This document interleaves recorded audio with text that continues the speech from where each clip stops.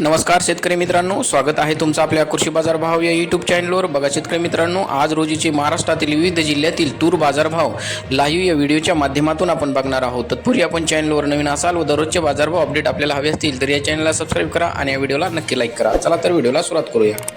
कृषी उत्पन्न बाजार समिती लातूर अवकल्ली 917 क्विंटल, किमान दर आहे 6000, कमाल दर आहे 7011, सर्वसाधारण दर आहे 6840 रुपये। यापुढील कृषी उत्पन्न बाजार समिती आहे जालना अवकल्ली 282 क्विंटल, किमान दर आहे 5500, कमाल दर आहे 6721, सर्वसाधारण दर आहे 6425 रुपये।